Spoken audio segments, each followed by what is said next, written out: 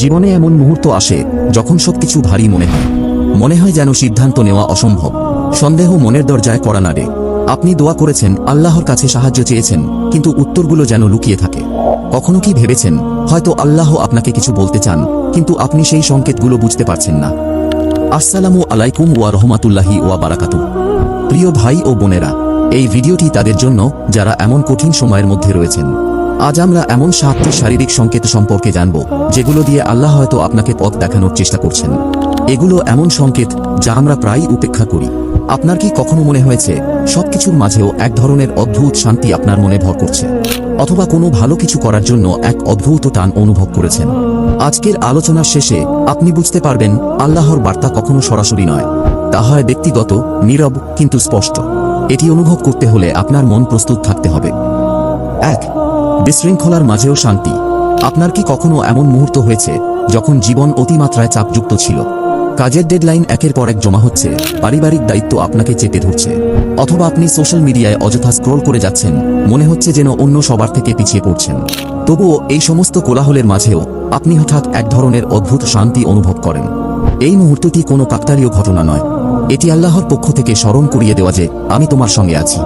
আল্লাহ বলেছেন, নিশ্চয়ই আল্লাহর স্মরণে হৃদয় প্রশান্তি লাভ করে। একবার ভাবুন, আপনি হয়তো গভীর রাতে আপনার ফোনে স্ক্রল করছেন, আপনার জীবন অন্যদের সঙ্গে তুলনা করছেন, অথবা শূন্যতা বা হতাশা অনুভব করছেন। হঠাৎ আপনি থেমে যান এবং মনে করেন আলহামদুলিল্লাহ। হয়তো এটি কোনো ছোট বিষয়ের জন্য, যেমন উষ্ণ একটি বাড়ি, ভালো স্বাস্থ্য বা আপনার শ্বাস নেওয়ার ক্ষমতা। ঠিক সেই মুহূর্তে আপনার মনে হয় যেন এক ভারী বোঝা সরে গেছে। এই প্রশান্তি আল্লাহর বার্তা। এটি আল্লাহ আপনাকে বলছেন, আমার দিকে ফিরে আসো, আমি তোমাকে পথ দেখাবো। প্রিয় ভাই ও বোনেরা, এই শান্তি কোনো সাধারণ অনুভূতি নয়, এটি আল্লাহর আপনাকে তাঁর দিকে আহ্বান করার এক উপায়। মনে রাখবেন, জীবন যতই বিশৃঙ্খল হোক, আল্লাহ হলেন আপনার চূড়ান্ত প্রশান্তির উৎস। তাই পরের বার যদি জীবনের ঝড়ের মাঝেও এই শান্তি অনুভব করেন, এটি উপেক্ষা করবেন না। নিজেকে জিজ্ঞাসা করুন, আল্লাহ কি আমাকে তাঁর কাছে ফিরে আসার জন্য ডাকছেন? 2. হঠাৎ আপনার পরিকল্পনা ভেস্তে যাওয়া। আপনার কি কখনো এমন হয়েছে যখন আপনি কোনো সিদ্ধান্ত নিয়ে খুব আত্মবিশ্বাসী ছিলেন? হয়তো একটি নতুন চাকরির সুযোগ, কোনো সম্পর্ক, অথবা একটি বড় ব্যক্তিগত লক্ষ্য, কিন্তু শেষ মুহূর্তে সবকিছু ভেঙে পড়ে। এটি হতাশাজনক, বিভ্রান্তিকর এবং এমনকি অন্যায় মনে হয়। কিন্তু একটি প্রশ্ন করি, যদি সেই বন্ধ দরজাটি কোনো ব্যর্থতা না হয়, আল্লাহর পক্ষ থেকে একটি নতুন পথে নির্দেশনা হয়? আমাদের দ্রুতগতির জীবনে আমরা প্রায়ই নিজেদের পরিকল্পনার উপর খুব বেশি নির্ভর করি। আমরা ভাবি, আমি জানি আমার জন্য কি ভালো, কিন্তু আল্লাহ তাঁর অসীম জ্ঞানে জানেন ভবিষ্যতে কি রয়েছে। কুরআনে আল্লাহ বলেছেন, হয়তো তোমরা কোনো কিছুকে অপছন্দ করো অথচ তা তোমাদের জন্য ভালো, এবং হয়তো তোমরা কোনো কিছুকে ভালোবাসো অথচ তা তোমাদের জন্য ক্ষতিকর।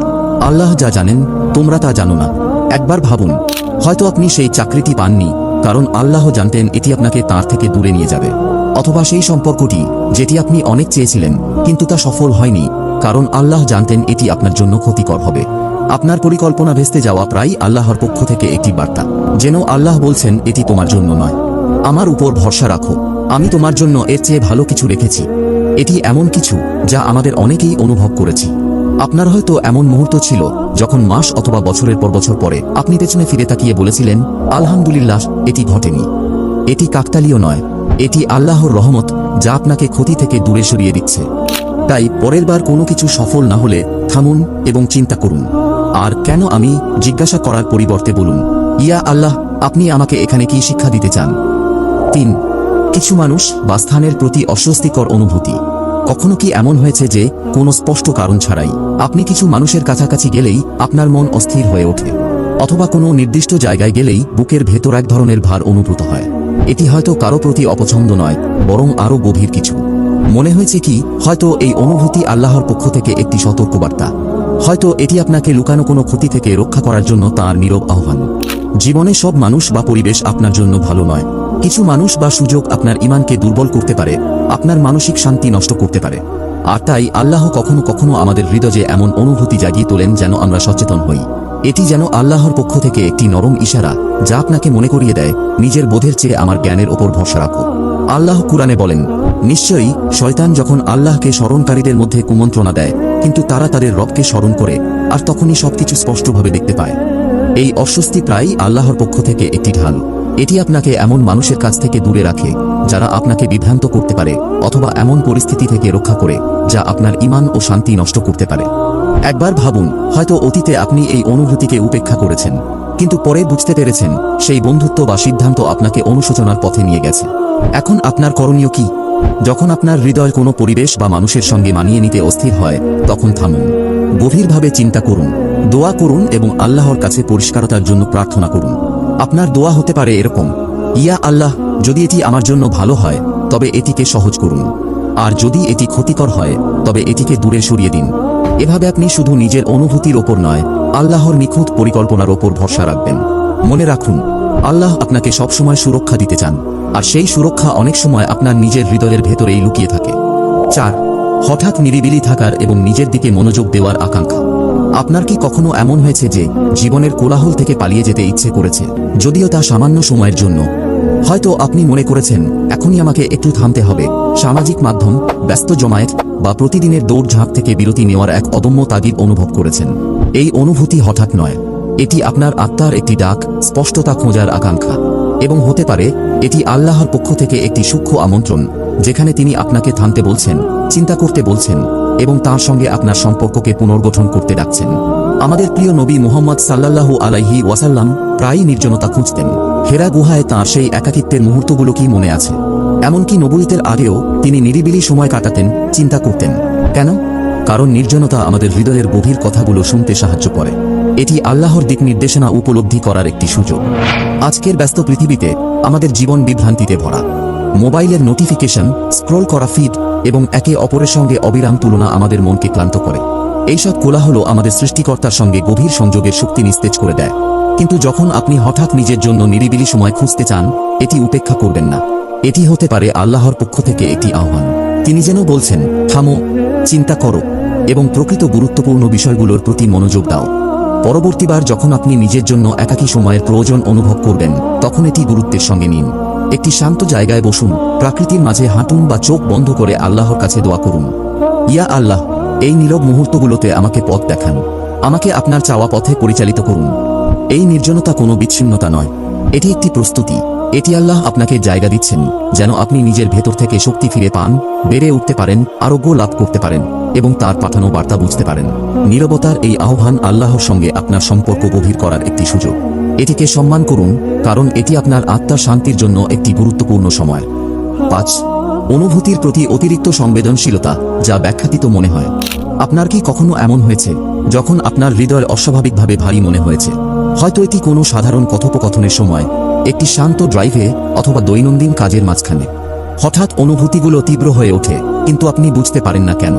এই অতিরিক্ত সংবেদনশীলতা কোনো দুর্বলতা নয়, বরং এটি আল্লাহর পক্ষ থেকে একটি বার্তা। তিনি আপনার হৃদয়কে কোমল করছেন, যাতে আপনি আরও গভীরভাবে অনুভব করতে এবং চিন্তা করতে পারেন। কুরআনে বলা হয়েছে, আর আমি কুরআন নাজিল করেছি যা মুমিনদের জন্য শিফা ও রহমত। এটি কোমল হৃদয় আল্লাহর বার্তার প্রতি আরও সংবেদনশীল। এটি জানে কি আসলেই গুরুত্বপূর্ণ। এটি একটি উপহার। কিন্তু আমাদের আধুনিক পৃথিবী আমাদের শেখায় কঠোর থাকতে, শক্ত থাকতে, সবকিছু নিয়ন্ত্রণে রাখতে। আমাদের বলা হয়, অনুভূতির চেয়ে বাস্তবতাকে বেশি গুরুত্ব দাও।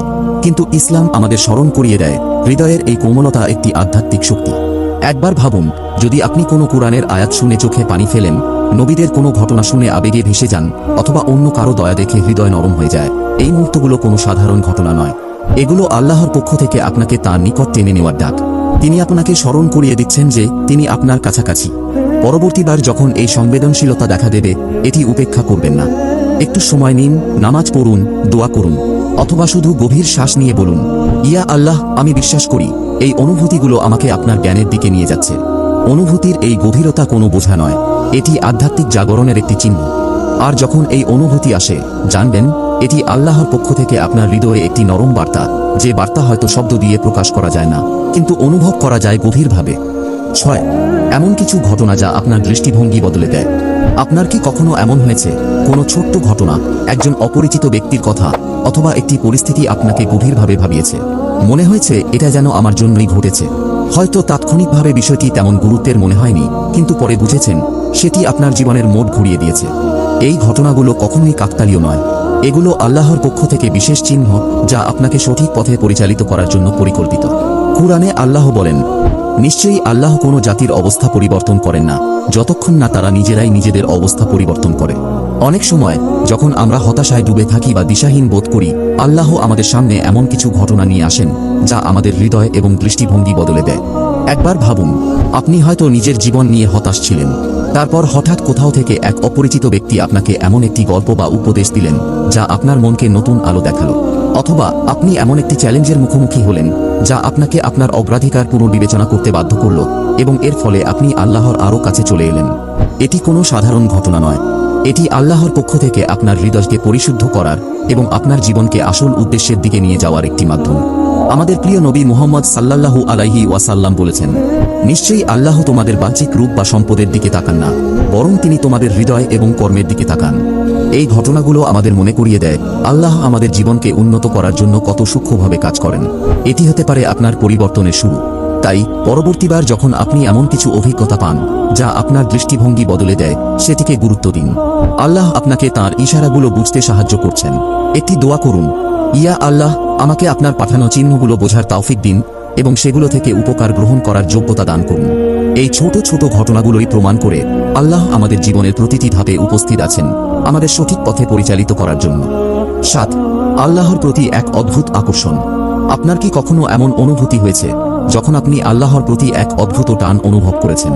হয়তো জীবনের ব্যস্ততম বা সবচেয়ে অন্ধকার মুহূর্তেও।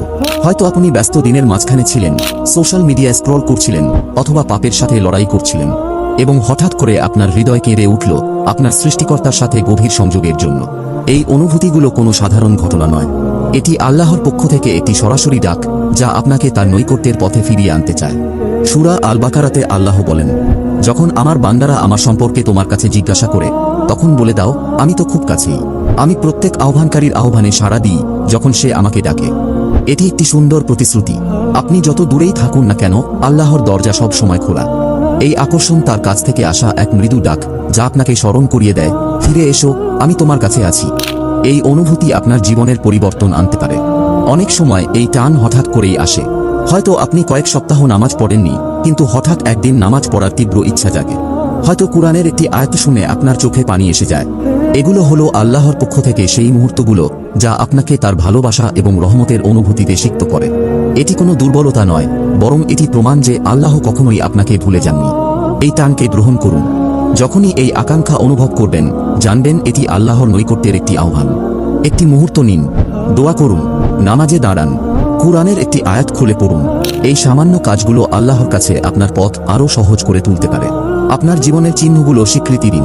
প্রিয় ভাই ও বোনেরা, আমরা যে চিহ্নগুলো নিয়ে আলোচনা করেছি সেগুলো কোনো কাকতালীয় ঘটনা বা অনুভূতি নয়।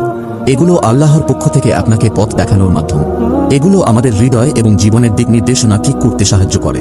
পরবর্তীবার যখন আপনার জীবনে এই ধরনের অনুভূতি আসবে, দোয়া করুন, হে আল্লাহ, আমাকে আপনার চিহ্নগুলো সবসময় চিনতে সাহায্য করুন এবং আপনার কাছে আরও কাছাকাছি নিয়ে যান। আপনার যদি এমন কোনো অনুভূতি বা অভিজ্ঞতা থেকে দৃষ্টিভঙ্গি বদলায়, তা আমাদের সাথে কমেন্টে শেয়ার করুন। আপনার গল্প অন্যদের ঈমানকে শক্তিশালী করতে পারে। আমাদের এই যাত্রা একে অপরের অনুপ্রেরণায় আরও সুন্দর হতে পারে। মনে রাখুন, আপনার সংযোগ আল্লাহর সঙ্গে অমূল্য। তার দিকে নেওয়া প্রতিটি পদক্ষেপ অর্থপূর্ণ। এই পথ চলা কখনোই বৃথা যায় না। তাই চলুন আমরা একসাথে আল্লাহর পথে এগিয়ে যাই।